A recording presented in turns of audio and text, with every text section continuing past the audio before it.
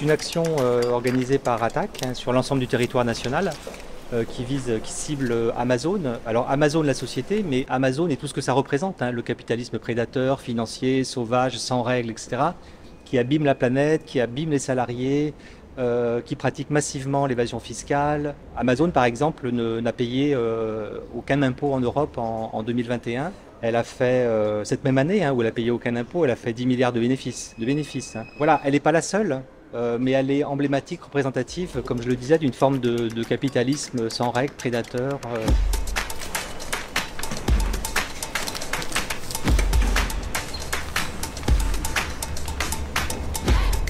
C'est une invitation à consommer toujours plus, à consommer des produits dont on n'a pas forcément besoin, qui fait croire aux gens qu'ils vont faire des affaires mirobolantes avec des rabais, etc., mais sur une gamme de produits qui est toujours très ciblée.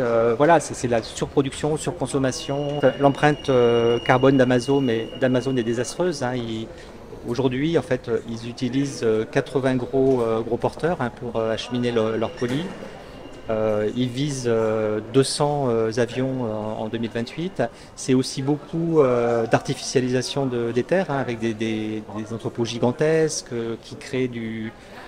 qui génèrent un trafic autour de ce qu'on appelle plus ou moins le dernier kilomètre, mais ça peut aller au-delà même d'ailleurs. Mais pour l'ensemble de ces raisons, c'est un modèle qui est totalement obsolète, qui est passé. Enfin, je veux dire, c'est plus voilà. Alors l'argument qu'on nous oppose parfois, c'est de dire, ben oui, mais quand même les gens qui n'ont pas beaucoup de moyens, etc. Le Black Friday, c'est l'opportunité de faire des achats pas chers, etc. Certes, mais ça ne retire rien il me semble, du désastre que représente Amazon. Et si les gens effectivement sont obligés de recourir au Black Friday pour faire des achats, encore une fois, qui sont peut-être pas les plus nécessaires, c'est aussi tout un système qui est responsable.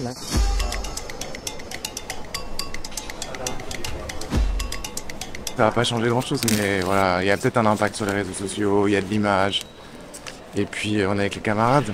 L'actu, elle est pas facile, donc on se raccroche à des petits trucs pour se remonter le moral, quoi. Puis si ça devient une habitude, ça peut faire boule de neige. On sait que ça va se bouger un peu partout aussi, dans d'autres quartiers de Paris, en France. Donc ouais, si ça peut devenir une tradition avant les fêtes, c'est chouette.